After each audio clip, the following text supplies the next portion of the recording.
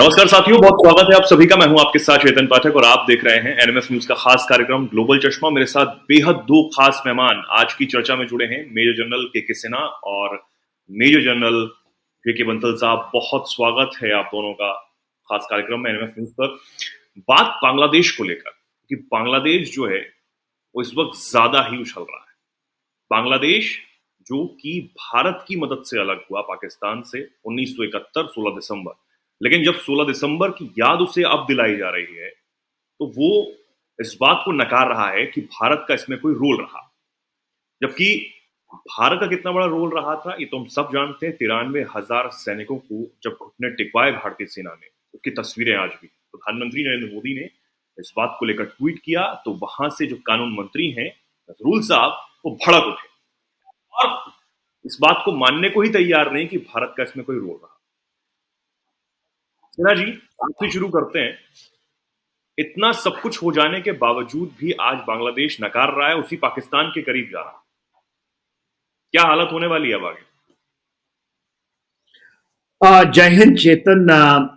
देखिए, आज हम बात कर रहे हैं बांग्लादेश के ऊपर में।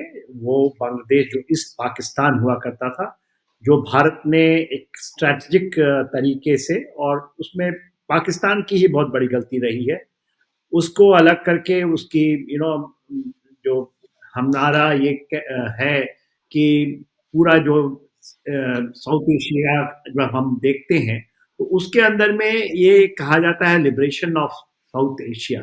ये एक डेक्टम है वेस्ट के अंदर में। तो बांग्लादेश एक जो ईस्ट पाकिस्तान को बनाया गया, वो मेरे ख्याल से सेकेंड वर्ल्ड वॉर के बाद एक पहला हुआ था कि कोई देश को आप बाइफरकेट करते हैं दूसरे देश से और उसको फिर आप लिबरेट करके और फिर वहां आप ऑक्यूपेशन नहीं रखते और आप चले आते हैं। जबकि 90,000 जैसा आपने बताया,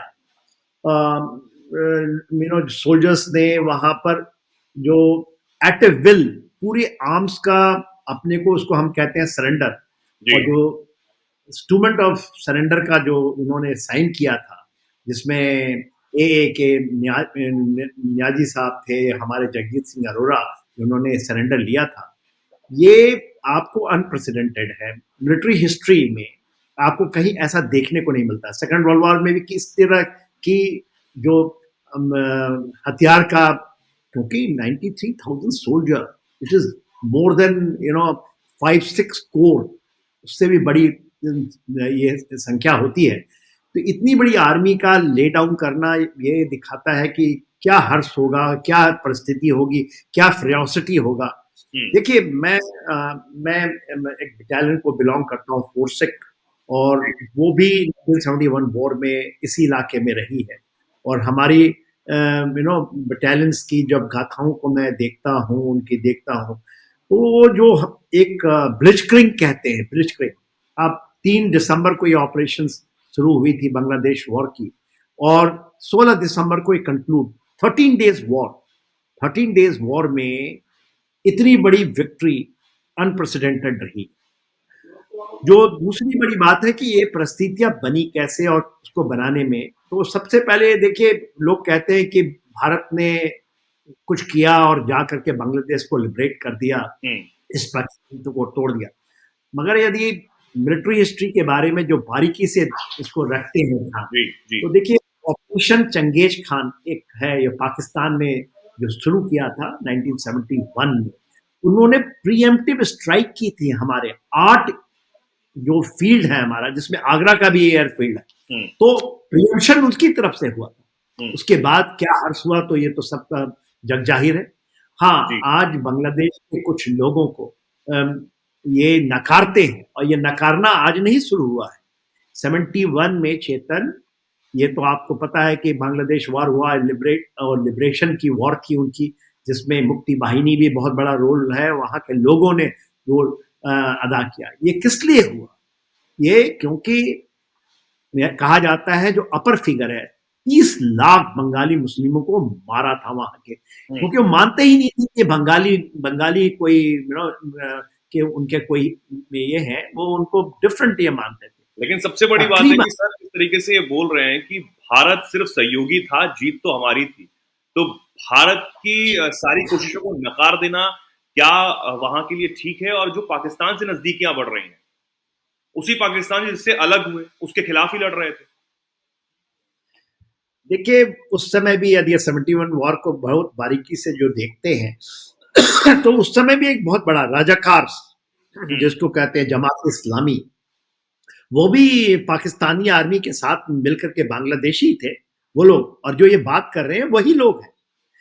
यदि आप उनके जो चीफ अभी एडमिनिस्ट्रेटर हैं जिनको केयर टेकर गवर्नमेंट में, मैं मोहम्मद यूनुस की बात कर रहे हैं, वो भी एक 1972 में वापस आए थे बांग्लादेश में, इसके पहले तो वो अमेरिका में, तो वो भी एक सूच थे 1975 में, मात्र 4 साल बाद। आपको पता होगा शेख मुजीबुर रहमान, जिनको ये बंग बंधु कहते हैं, जो फादर ऑफ बांग्लादेश हैं, उनको मार दिया गया, उनके 3 बेटों को मारा गया, उनकी वाइफ को मारा। और ये लोग वही तत्व है जो आज है वहां पर, उन्होंने मारा था उस समय। शेख हसीना जिनके बारे में, वो तो जर्मनी में पढ़ रही थी अपने छोटे से, बिल्कुल। जो कि भारत में फिर आई। तो इनका इतिहास नकारना उस समय से भी है, और वही शक्तियां हैं।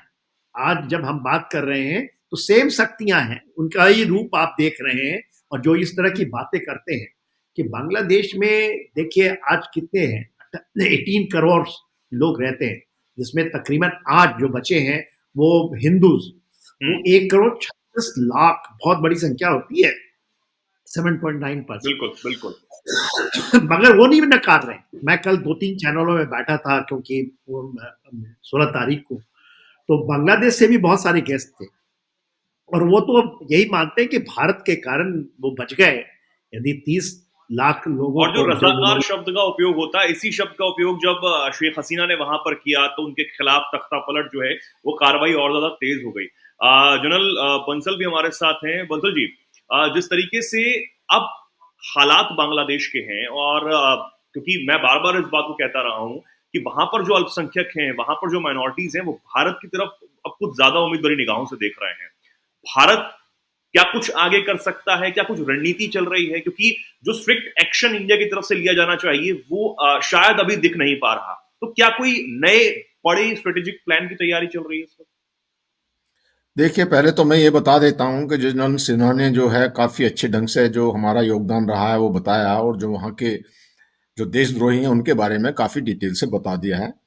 और इस तरह के लोग हैं, लेकिन यहाँ पे मैं ये ज़रूर कहना चाहूँगा, क्योंकि वो सलाहकार है, गवर्नमेंट में है, तो गवर्नमेंट में होने के नाते से वो गवर्नमेंट का पार्ट है, तो मुझे ज़रूर निश्चित रूप से हमारी गवर्नमेंट ने उनसे टेकअप किया होगा, और जो यूनुस को उसको बर्खास्त कर देना चाहिए। कोई आदमी कहे दूसरा तो बात दूसरी है, लेकिन ऑफिशियली इस तरह के स्टेटमेंट देना या करना तो वो बहुत गलत है। जहां तक आपने हिंदुओं की बात कही है, वहां पे जो हिंदुओं की रक्षा के लिए, देखिए हमारा जो स्टैंड है और जो हमारी गवर्नमेंट बहुत मैच्योर है इस समय, और जो प्राइम मिनिस्टर सब जगह जाकर ये कहते हैं, सब मंच पर, विश्व मंच पर, कि कोई भी मामला जो है वो डिप्लोमेसी और डायलॉग से सुलझाया जा सके, युद्ध जो है किसी चीज का कोई हल नहीं है। तो इस प्रकार से जो बहुत सारे ऐसे रिएक्शन आते हैं कि हमको कोई मिलिट्री ऑपरेशन करना चाहिए, तो उसका कोई फायदा है नहीं। और उससे जो है आप देख रहे हैं यूक्रेन में क्या हो रहा है और मिडिल ईस्ट में क्या हो रहा है। लेकिन भारत में जहां तक सवाल है कि भारत ने बड़े पुरजोर तरीके से बार बार इस मुद्दे को उठाया है, और हमारे जो विदेश सचिव वहां पे गए थे, उन्होंने भी बड़ी एक लेकिन जो सर उसको उससे मुद्दे को उठाया, बाद और भी मुद्दे को बांग्लादेश की तरफ से कुछ बदला नहीं अभी तक तो। थोड़ा फर्क पड़ा है। फर्क ये पड़ा है कि जब वो 9 तारीख को वहां गए थे विदेश सचिव, तो जी। बांग्लादेश में यूनुस और यूनुस सरकार ये कह रही थी कि कोई ऐसी इंसिडेंस हुई ही नहीं है, या हिंदुओं पर कोई आक्रमण नहीं हो रहे हैं, मंदिरों को कोई नहीं तोड़ा जा रहा जी। है, ये सिर्फ एक मीडिया मीडिया का दुष्प्रचार है। लेकिन अगले दिन 10 तारीख को उन्होंने इस चीज को माना कि हाँ ये केस हुए हैं, और हमने 88 केस, 88 केस जो है 25 अक्टूबर तक ही उसमें नोट कर लिए हैं, और 70 लोगों को गिरफ्तार भी उसमें किया गया है।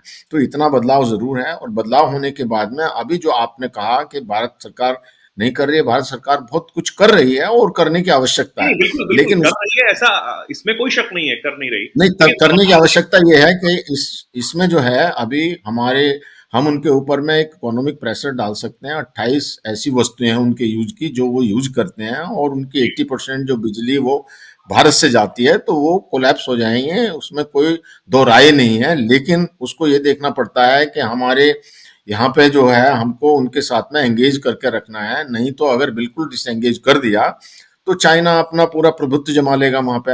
हाँ, ये जो अभी जो यूके की जो पार्लियामेंट ने उसने भी कंडेम किया था स्पेशल सेशन बुला करके, और ट्रंप पहले ही कह चुके हैं और अब ट्रंप आ रहे हैं, और एक एग्रेसिव पॉलिसी की जरूरत है अगर किसी तरह की वहां पे। और क्या 20 जनवरी के बाद हालात बहुत ज्यादा बदलने वाले हैं, क्योंकि डीप स्टेट तो खत्म होने वाला है, ये तो साफ तौर पर उन्होंने बोल दिया। देखिए, एकदम तो कुछ इतना कोई जादू नहीं होगा, लेकिन अगर वो प्रेशर डालेंगे उनके जो यूनुस के ऊपर में, तो डेफिनेटली वो चेंज होंगे। दूसरा एक बात और भी हो सकती है कि इसमें मैटर को लेकर के अगर जैसे यूनुस या वहाँ के पुलिस वाले मामले को नहीं समझा, मतलब कंट्रोल कर पा रहे हैं, या मिलिट्री नकारा है, तो उसमें इंटरनेशनल पीस कीपिंग फोर्स रखी जा सकती है। तो इन सब के बारे में किया जा सकता है। और जो है भारत पूरी तरह से, हम हमारी जो फौजें भी बड़ी चौकन्नी हैं, जैसे कहा जाता है वो TB2 ड्रोन ले रहे हैं वहां से, तुर्केश है, और जो J10 जहाज ले रहे हैं यहाँ से, चाइना से। तो इस प्रकार की बातों को देखने के लिए पूरी तरह से हम सजग हैं और अलर्ट हैं, और पूरा जो इस पे एक्शन हो रहा है। और देखिए वहां से उनके साथ में फेंसिंग भी की गई हुई है। फेंसिंग में सिर्फ 4-5 किलोमीटर बचा हुआ है, बाकी अच्छी तरह से बॉर्डर भी फेंस हुआ है, जिसका मकसद जो है, जो हमारे अभी जो गृह मंत्री हैं उन्होंने इस बात का जो बिल्कुल। अभी एक चैनल पे जिक्र किया था। जी। जनरल सिन्हा, जिस तरीके से ट्रंप को लेकर काफी ज्यादा चीजें बोली जा रही हैं कि हालांकि उन्होंने शपथ लेने से पहले ही काफी सारी चीजें साफ कर दी कि डीप स्टेट तो नहीं चलने वाला, एक देश में दो दो राष्ट्रपति काम करेंगे, बिल्कुल नहीं चलने वाला। और हम सब जानते हैं कि इसी डीप स्टेट की बदौलत ही आज बांग्लादेश में क्या कुछ हो रहा है। तो ये साफ है कि बहुत ज्यादा पिक्चर जो है वो बदलने वाली। देखिए चेतन, आप सही कह रहे हैं। डोनाल्ड ट्रंप ने एक बात तो कही है अमेरिका के मार्फत से, हम्म। अमेरिका की मार्फत से, और सबको ये भी पता है, बंसल साहब भी यही बता रहे थे, जो आप बांग्लादेश में देख रहे हैं, जी। चाइना और पाकिस्तान तो एक इंस्टूज है, उनके टूल्स की तरह वहां काम कर रहे हैं। अदरवाइज अमेरिकन डीप स्टेट ने ही ये कार्रवाई की है, बिल्कुल। क्योंकि जब शेख हसीना का जो 5th टर्म था, जो इस साल के बिगनिंग में शुरू हुआ था, और अगस्त आते आते उन्होंने उनको उस समय ही कहा था कि it was not a fair and free elections, तो 5th कंसेक्यूटिव टर्म वोट तो उनका था ही फुल टर्म, और उसके बाद चेंज हुई। मगर जो चीज है उसको समझने की हमें चेष्टा है। देखिए डोनाल्ड ट्रंप साहब, एक चीज है, वो बहुत बारीकी से, क्योंकि कोई लगता है कि डोनाल्ड ट्रंप बहुत सीरियस नहीं रहते हैं, मगर डोनाल्ड ट्रंप को मैंने उनके पहले भी मैं बहुत क्लोजली देखा हूँ। अमेरिका में भी जाके मैंने लंबा समय बिताया है उनको जानने के लिए। तो वो भले ही कुछ कुछ ऐसी चीजें चाइल्डिश लगती हैं, मगर बहुत डीप होती है, चाहे वो कहीं भी हो। तो इंडियन सब कॉन्टिनेंट की जब हम बात करते हैं, तो डोनाल्ड ट्रंप साहब ने देखिए खुल के कहा है कि हिंदुओं पर जो हुआ है, इतनी खुल करके तो हमारे लोग भी कहने से हिचकिचाते हैं। मगर मेरा मानना, मेरी थोड़ी सी राय डिफरेंट होती है और सोच भी है। देखिए बांग्लादेश हमारा अंडर बेली है, हम उसको किसी भी हालत में, और ये कहना कि दूसरे जगह से हम ले, हम उसको नहीं जानने दे सकते हैं। अपने इन्फ्लुएंस, हम एक एरिया ऑफ इंटरेस्ट होती है, मिलिट्री टर्मिनोलॉजी है, और एक एरिया ऑफ इन्फ्लुएंस है। तो एरिया ऑफ इंटरेस्ट जो इमीडिएट है उसके ऊपर होती है। हाँ, आउट इंडिया पॉलिसी लेकर के जो इन लोग आए हैं, कि इंडिया जिस तरह से मालदीव भी लेके आया था, श्रीलंका में भी शायद चीजें शुरू हुई थी, कल श्रीलंकन प्रेसिडेंट यहाँ पर थे, तो आपने देखा चीजें डिप्लोमेटिकली उसका उसको दो तरीके से किया जाता है। इकोनॉमिक है हमारे पास, डिप्लोमेसी है, मिलिट्री है। Military is a hard threat, और उसको रिट्रीब्यूट करने के लिए आपको कहते हैं वो क्रेडिबल होना चाहिए। देखिए बांग्लादेश ने सबसे बड़ी जो बात की है, दो चीजें जो मैं मानता हूँ उन्होंने किया है। सब चीज है, ठीक है, आप वहां पर इस्लामिक जिहाद बढ़ गया है, जो चीजें आई हैं, चाहे वो छात्र शिविर वाले लोग आए हैं, जो कि उस जनरेशन के नहीं है, वो उन लोगों के प्रोडक्ट हैं जो कि जिहाद उस दौरान भी, यदि हम बात करते हैं ना कि जमाते इस्लामी है या जो वहां पर रजाकार थे उनसे उनका भी संबंध उस समय से, तो ये हो सकता है। और दो चीजें जो मैं बताना चाहता हूँ, देखिए पाकिस्तान, इनका जो पाकिस्तान के साथ में एक मोह दिखा रहे हैं, और वहां के बहुत इंटेलेक्चुअल भी ये चीजों को कर रहे हैं। ये चीजें हुई कब? अगस्त से आपने देखा, जब से हसीना वहां से निकली हैं और आई भारत आई, उन्होंने रिजिग्नेशन नहीं दिया है, वो आज तक वो लेटर भी नहीं प्रोड्यूस कर पा रहे हैं। दूसरी बड़ी बात, उसके पहले 2 महीने पहले उन्होंने पहली बार चाइनीज नेवी के साथ इन बे ऑफ बंगाल में बहुत बड़ा मिलिट्री ड्रिल किया। India can't allow this thing to go. वो हमारी इंडर बेली है, और हमारा अंडमान निकोबार है, मतलब ये जो चीजें हैं ये हमारी एरिया ऑफ इंटरेस्ट के है अंदर। वो इन्फ्लुएंस की बात, वो अपने इन्फ्लुएंस में जोड़ रहा हो। दूसरी बड़ी जो चीज, देखिए अभी एक शिप आई है, और ये एकदम खबर क्या है, इसको इंटरसेप्ट भी हम कर सकते थे, वो कराची से चली इन द गार्ब कि हम अब कॉटन वहां से खरीदेंगे, क्योंकि उनकी इंडस्ट्री गारमेंट की है, और उसके अंदर में वो चिटगांव आई, उसमें आर्म्स एम्यूनिशंस आए। ये जो आतंकवादी संगठन, वो ये आतंकवादी संगठन को आप पनप देंगे नहीं, तो आप देखिए क्या हो रहा है सीरिया में, क्या हो रहा है लेबनान में, क्या हुआ, ये चीजें होंगी। इसके लिए आपको फ्रंट फुट में खेलना पड़ता है। इजराइल बदलाव होने वाला है, इसमें कोई शक नहीं है। एक और चीज है, हालांकि आज चीन बीजिंग के दौरे पर अजीत डोभाल जो है, हमारे एनएसए अजीत डोभाल, वो पहुंच रहे हैं, तो क्या इससे भी एक मैसेज दिए जाने की कोशिश की जा रही है? क्योंकि अब इस दौरे से पहले जो एक तरीके से एक रणनीति, या फिर एक कहें कि एक जो मैदान डॉक्टर एस जयशंकर ने तैयार किया था कि लद्दाख में जो हमारे 2 इलाके हैं वहां पर पेट्रोलिंग शुरू हुई, अभी 4 इलाकों में पेट्रोलिंग शुरू नहीं हो पाई है, तो उनको लेकर अभी आज जो बीजिंग जा रहे हैं हमारे एनएसए अजीत डोभाल, उसको लेकर बातचीत हो सकती है, कहा जा रहा है। यानी कि आगे की रणनीति और आगे की जिम्मेदारी जो है वो पीएम मोदी ने उन्हें सौंप दी है कि अब जो चीन से विवाद है उसको आप देखिए। क्या ये ऐसे भी देखा जा सकता है कि हमने चीन को अपनी कूटनीति से ही साध लिया, बहुत ज्यादा आक्रामक होने की जरूरत हमें नहीं पड़ी, और जिस तरीके से जयशंकर ने कहा कि हम लास्ट सितंबर से लगातार इस पर बातचीत करते आए थे, कोई ये ना सोचे कि हमने बातचीत ही नहीं की, हमने इग्नोर करा इस पूरे चीजों को। तो क्या बांग्लादेश को इससे कोई मैसेज जाएगा कि आप इंडिया को, जिसको हम आंख दिखा रहे हैं, वो चाइना को साथ ले रहा है सब चीजों से, तो आप कब तक बच पाएंगे? देखिए, बांग्लादेश के अंदर में सब जानते हैं कि वो नहीं जा सकते। ये जो तत्व हैं, कल मैं जैसा बताया 16 तारीख को मैं बैठा था, तो बांग्लादेश से बहुत सारे, और उनके डेलीगेशंस भी आई है। 8 तो वेटरन थे, 2 उनके सर्विंग ऑफिसर हैं ईस्टर्न कमांड, जहां मैं एमडीजीएस ऑपरेशंस रहा हूं, वहां पर सेलिब्रेशन था विजय दिवस का, आए थे, और हमारे भी गए। तो ये चीजें चल रही हैं। मत जो आपने सवाल खड़ा किया है चाइना के संदर्भ से, और मैं चाइना की ही बात कर रहा था। चाइना जो अपना टेंटिकल्स को फैलाना चाहता है, जो स्ट्रिंग ऑफ पर्ल्स को मजबूत करना चाहता है। देखिए 2 चीजें हुई है। एक तो आप बात कर रहे थे कि हमारा ब्रेक थ्रू हुआ है इंडिया चाइना के स्टैंड ऑफ में, और एक डेडलॉक कहीं खत्म हुई है। ये किस कारण से हुआ? ये 2 ही कारण। पहला तो जो 5 जून आपको 2020 के अंदर में गलवान में हुआ था, उसमें जो शहादत हमारी हुई है संतोष बाबू की, जो हमारे बिहार रेजिमेंट के थे, और जो स्टैंड हुआ गलवान की क्लैश की जो बात करते हैं, जिसमें चाइना को भी पता है कि हमारे तो तकरीबन 20 लोगों ने अपनी जान की आहुति दी, और जो भी टर्म कंडीशंस में, और उसके बाद चाइना ने उसको छिपाया। वो तो जग जाहिर है कि उससे दुगने मारे गए। तो चाइना को मुंह तोड़ जवाब जमीन पे मिला। दूसरी बात, हमारे लीडरशिप में मोदी साहब ने एक कहा था इसी के बाद, गलवान के बाद, कि हेजेमनिक बिहेवियर ऑफ चाइना, उसका वो अंत हुआ। उन्होंने ये नहीं कहा कि हम अंत कर देंगे, और हमने एक पॉलिसी बनाई कि बॉर्डर के ऊपर में the relations, the situation in border will dictate our term bilaterally with China. इस चीज को समझिए। ये कहना कि डिप्लोमेसी से हम सॉल्व कर लिए, डिप्लोमेसी से सॉल्व नहीं हुआ है। ये डिप्लोमेसी उसका हिस्सा होता है। मिलिट्री देखिए 53 मंथ का स्टैंड ऑफ था, 21 राउंड मिलिट्री नेगोशिएशंस हुए हैं, हमारा इसको WMCC की मीटिंग हुई है।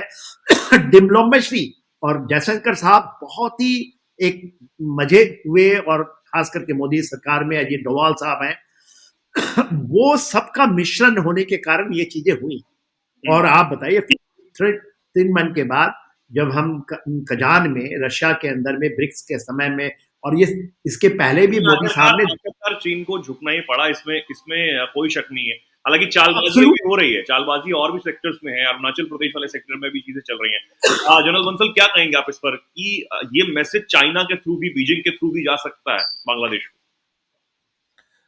मैं नहीं समझता, क्योंकि बांग्लादेश के पास में उनको इतनी बुद्धि नहीं है कि वो इस बातों को समझेंगे। अगर उनको मैसेज से क्या मतलब है, उनको ये सब सरेआम सामने नजर आ रहा है कि वो हमारे सामने कहाँ टिकते हैं। अगर उनको देखा जाए कि भाई हाँ, हम चाइना के साथ में भी जब ये हमारा इस तरह का है, तो वो तो उनको पहले से पता है। लेकिन वो अपने एक सेल्फ डिस्ट्रक्शन में है, जो उसको बोलेंगे ना, अपने पैरों में कुल्हाड़ी मार रहे हैं। वो इसलिए मार रहे हैं कि वो ऑलरेडी उनकी इकोनॉमी डाउन हुई है, उनका जो एक कपड़ा उद्योग है वो खत्म हो जाएगा, और उनको जो भारत से तो दुश्मनी रखने पे पाकिस्तान को बहुत नुकसान हुआ है। वो जो सामान जो उनको बहुत महंगे तिगने चौगने रेट पे, वही भारत का सामान उनके पास जाके पड़ता था। टमाटर के भाव इतने तेज हो गए थे उनके यहाँ। इसी प्रकार से पाकिस्तान जैसे कंट्री को जब इतना नुकसान हुआ है, तो बांग्लादेश को बहुत ज्यादा इससे नुकसान होगा। और वो देखिए, जैसे ही ये स्टार्ट हुआ, तो उसके बाद में जो हमारे हॉस्पिटल हैं कलकत्ता में या त्रिपुरा में, वहां पर उनको ट्रीटमेंट देना बंद कर दिया गया। वहां पे जो उनके साथ में जब इस तरह का बिहेवियर, तो बांग्लादेश ज्यादा देर टिक नहीं पाएगा। लेकिन क्या है कि ये मेंटेलिटी है, जो टाइम, जो इनका एक माइंड सेट है, वो माइंड सेट जो कट्टरवादियों का है, उनका वो अच्छा बुरा नहीं देखते। उन्हें तो बस एक विध्वंस मचाना है। जैसे कि भुट्टो ने कहा, हम घास की रोटी खाएंगे लेकिन हम न्यूक्लियर वेपन बनाएंगे जरूर, या हम लड़ेंगे। तो इस तरह की जब मानसिकता हो जाती है और अपने कंट्री को कोई नहीं देखता, आप देखिए ईरान में, वहां पे वो प्रॉक्सी वार चला रहे थे, इतने सारे प्रॉक्सी थे, और खुद उनकी इकोनॉमी क्या हाल है। जो लोगों की मानसिकता एक जिहादी है, लड़ाई की है, तो उनके ऊपर कोई भी इस तरह की बातों का असर नहीं हो सकता।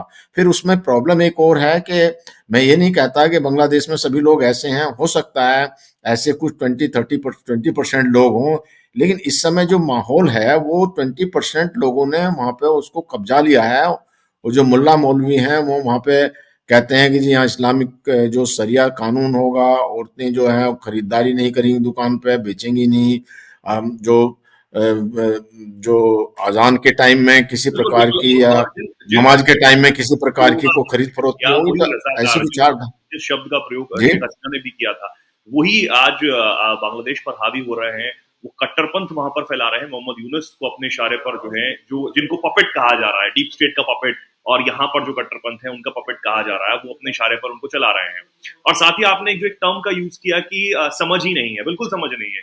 वो पाकिस्तान, जो एक खबर पाकिस्तान को लेकर भी कि चाइना के साथ सीपेक कॉरिडोर बनाने के लिए वो जो ग्वादर पोर्ट देने की बात करता है, तो वो ये कहता है कि ग्वादर पोर्ट हम तब देंगे जब आप हमें परमाणु देंगे। आपका देश कंगाली की हालत से जूझ रहा है, खाने को दाना नहीं है, लोग बेहाल हैं, आपको अभी परमाणु चाहिए क्योंकि इंडिया हमला ना कर दे। खैर, इनकी सोच पता नहीं क्या है। लेकिन सबसे बड़ी बात है कि बांग्लादेश की जो दवाई है अब जल्दी करनी होगी, क्योंकि समय जो है वो बहुत ज्यादा अब विपरीत जा रहा है। और हालांकि सबसे बड़ी बात है कि वहां पर चुनाव कब होते हैं, इलेक्शन कब होते हैं, क्योंकि डेमोक्रेटिक सरकार अगर वहां पर जल्दी नहीं आती है तो स्थिति और ज्यादा बिगड़ सकती है। हालांकि इंडिया अपने तरीके से इस पर जो है वो टैकल कर रहा है सिचुएशन को। देखते हैं आगे क्या होता है। फिलहाल के लिए बहुत बहुत धन्यवाद आप दोनों मेहमानों का हमारे जुड़ने के लिए। इस खास चर्चा में बहुत बहुत धन्यवाद। हमारे दर्शकों को बहुत बहुत धन्यवाद। ऐसी ही तमाम जानकारियों के लिए, खबरों के लिए जुड़े रहिए एनएफ न्यूज के साथ। नमस्कार।